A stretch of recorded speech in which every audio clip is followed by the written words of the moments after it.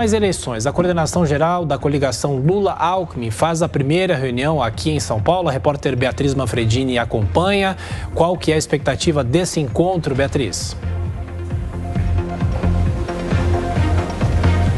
Tiago, essa primeira reunião da campanha Lula-Alckmin acontece agora por volta das 10 horas da manhã em um hotel aqui na região da Avenida Paulista, em São Paulo. A expectativa é que eles acertem as arestas de como essa campanha vai acontecer, é claro, e também resolvam alguns impasses na esfera estadual, né? O PT e o PSB de Lula e de Alckmin, eles precisam acertar algumas arestas, principalmente, por exemplo, aqui em São Paulo, temos Márcio França e Fernando Haddad encabeçando aí uma disputa. Não sabemos ainda se os dois vão se lançar candidatos a governo aqui de São Paulo, se só um deles. Então precisamos acertar essas arestas, não só aqui em São Paulo, como também no Rio de Janeiro, Rio Grande do Sul, Santa Catarina e Pernambuco. Esse também deve ser tema da conversa de hoje, além, é claro, do principal, que é a campanha Lula-Alckmin. O ex-presidente Lula estará presente aqui em São Paulo, assim como o ex-governador de São Paulo, Geraldo Alckmin. Além deles, os presidentes dos dois partidos, PT e PSB, e também dois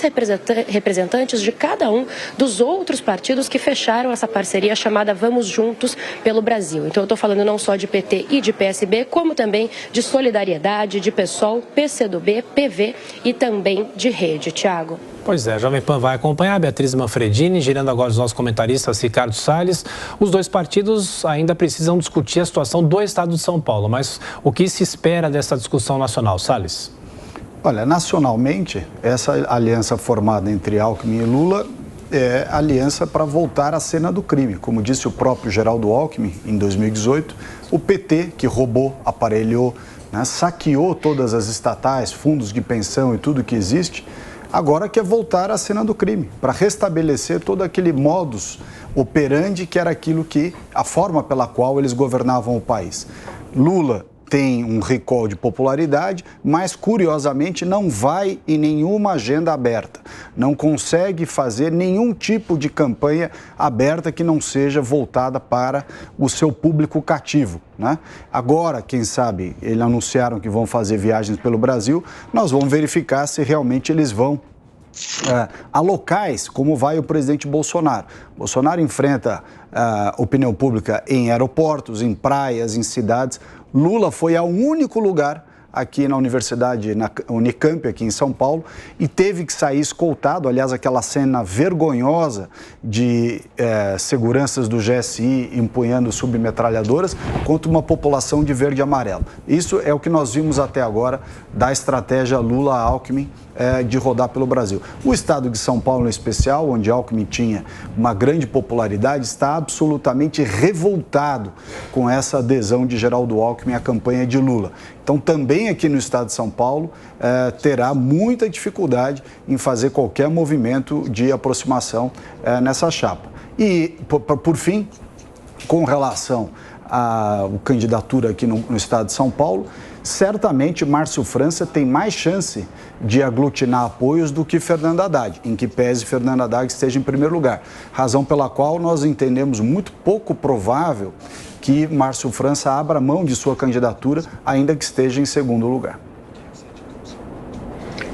Falta acertar para arestas em várias candidaturas aí pelos estados, né? Tem essa em São Paulo, Márcio França ou Fernando Haddad, e sempre essa contenda entre PT e PSB. Mesmo no Rio de Janeiro, você tem duas candidaturas colocadas para o Senado, do Alessandro Molon, que é do PSB, e do André Siciliano, que é do PT. No Rio Grande do Sul, a gente tem o Beto Albuquerque, candidato pelo PSB, se aproximando do PDT, e o PT tem outro candidato, que é o Edgar Preto. Então, são todas candidaturas que seria melhor se o PT e o PSB chegassem a um entendimento para fortalecer um palanque único, fazer um palanque único e, com isso, fortalecer a candidatura presidencial de Luiz Inácio Lula da Silva. De qualquer forma, essa campanha vai começar a colocar o bonde na rua. Na semana que vem já está previsto um evento no Rio Grande do Sul, acho que em Porto Alegre, para recepcionar a primeira agenda conjunta já dessa fase de pré-campanha entre Geraldo Alckmin e Luiz Inácio Lula da Silva. Então, eles programam um grande evento para receber os dois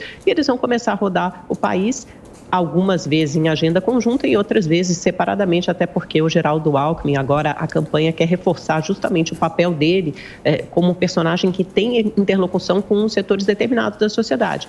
No interior, setores do agribusiness, do empresariado, os setores mais conservadores ligados à Igreja Católica. Então, é nesses setores, nessas áreas que o pré-candidato a vice Geraldo Alckmin deve ajudar. A gente vai ver como vai ficar a cara dessa campanha, principalmente em relação ao discurso, né? Porque tem partidos como Solidariedade, que fazem parte dessa aliança aí de 7 partidos em torno do Luiz Inácio Lula da Silva, que pregam um discurso mais ao centro, com sinalização de pautas mais ao centro. Então, vamos ver se isso terá repercussão também no discurso público do ex-presidente Lula.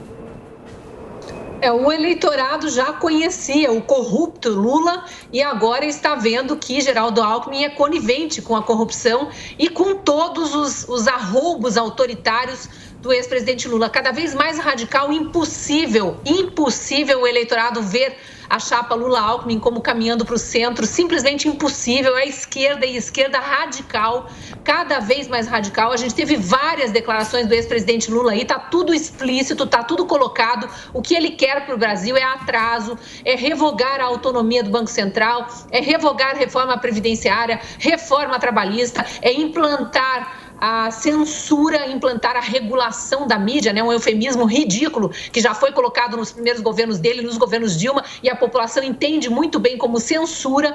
E a gente viu declarações recentes, não adianta ele querer flertar com os católicos depois de ter feito apologia ao aborto, não adianta ele trazer Geraldo Alckmin, que é católico, para junto de si, quando nem os católicos mais acreditam em Geraldo Alckmin depois dessa declaração do ex-presidente Lula.